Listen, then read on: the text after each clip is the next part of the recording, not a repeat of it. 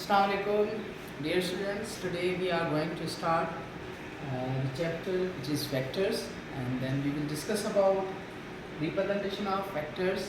Then we will discuss about addition of vectors, and then in addition of vectors we will discuss about parallelogram law of vector addition.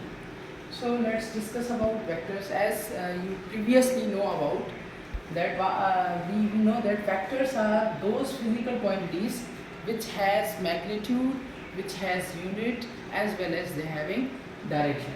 So vectors are which having magnitude. Magnitude, what is meant by magnitude? The magnitude is a numerical value.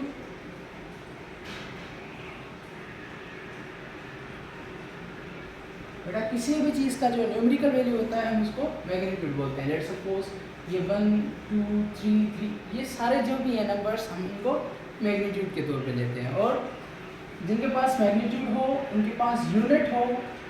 बेटा जैसे हम किसी भी चीज़ को, किसी भी मास को major करते हैं किलोग्राम में, तो किलोग्राम इज़ अ यूनिट. किसी भी लेंथ को मेजर करते हैं मीटर में, मीटर इज़ अ यूनिट. किसी भी टाइम को मेजर करते हैं हम, टाइम को मेजर करते हैं हम सेकेंड्स में, सेकेंड इज़ अ यूनिट. सो इसके पास मैग्नीट्यूड भी यानी कि कोई न्यूमेरिकल वैल्यू भी होगा, यूनिट भी होगा. यूनिट लेट सपोज आपका इधर मैं किलोग्राम लिख रहा हूँ केजी,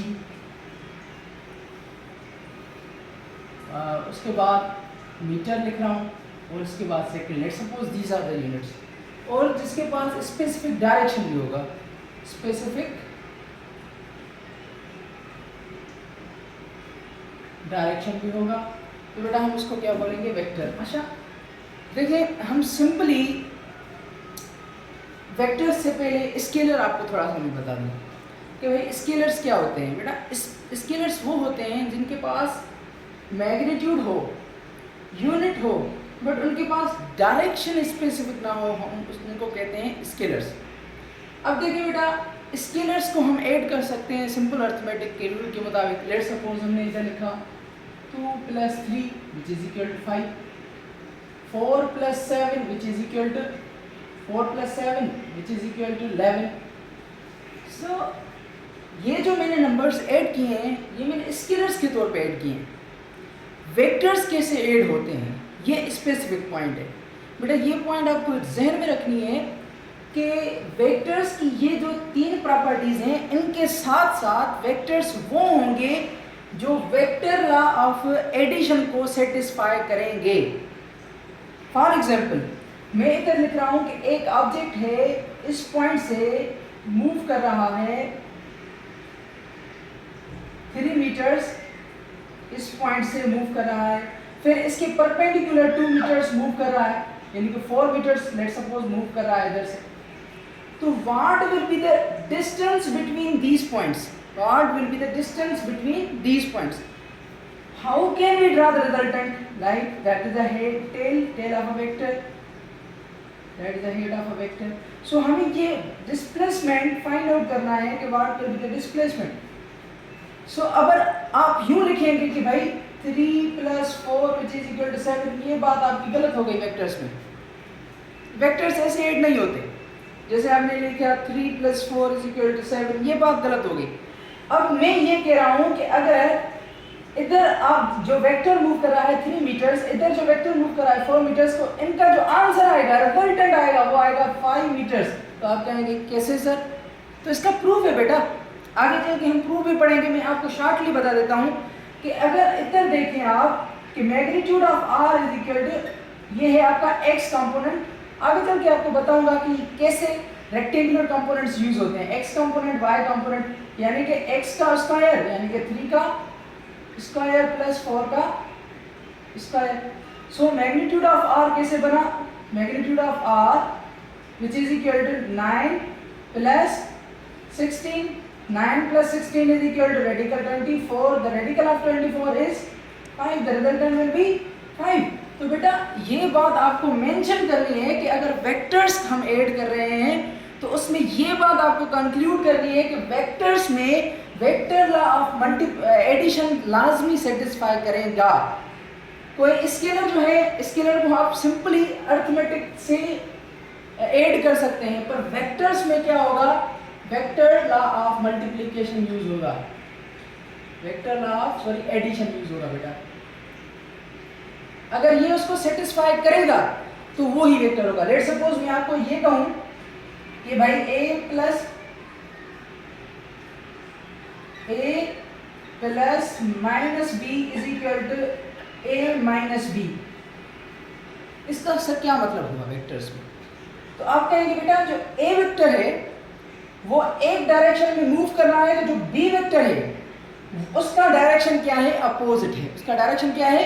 अपोजिट डायरेक्शन है। लेट सपोज a का डायरेक्शन इस तरफ, that is the direction of a, तो b का डायरेक्शन सर इस तरफ है, तो आप इसका आंसर a देंगे।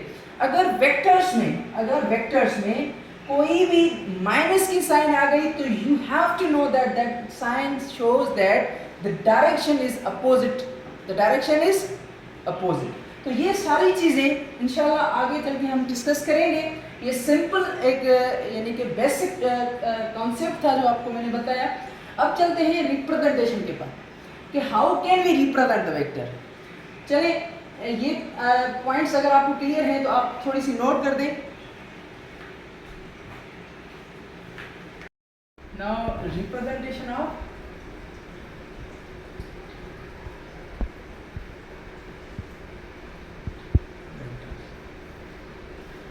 vectors can be represented by putting arrow on any physical quantity.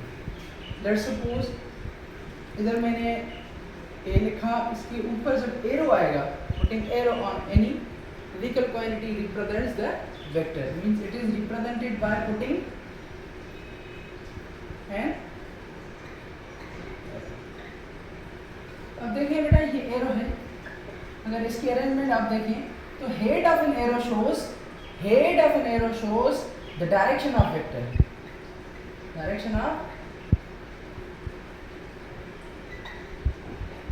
जो ये हेड आपको शो कर रहा है वेक्टर का डायरेक्शन, और जो ये लेंथ आपको शो कर रही है the length of an arrow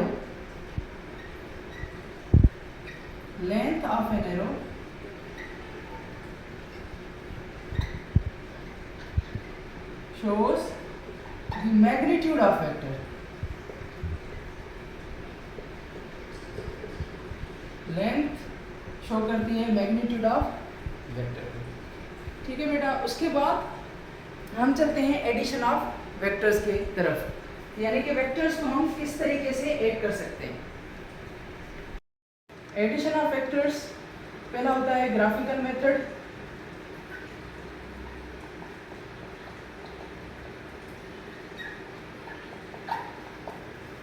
और दूसरा होता है एनालिटिकल मेथड,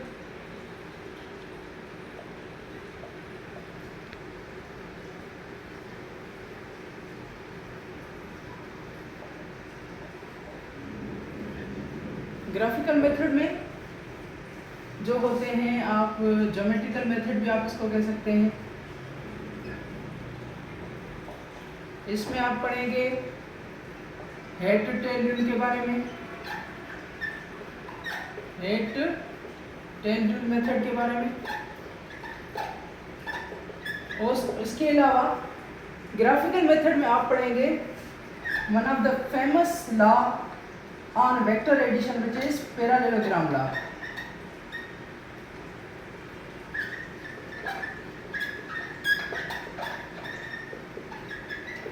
इनके बारे में आप डिस्कस करेंगे ग्राफिकल मेथड में। एनालिटिकल मेथड में आप पढ़ेंगे, you will study about that how can we proof sine law, cosine law, और उसके बाद हम जो है इसमें पढ़ेंगे रेक्टेंगुलर कंपोनेंट्स के हिसाब से हम कैसे वेक्टर्स को ऐड कर सकते हैं, addition of vectors by rectangular components.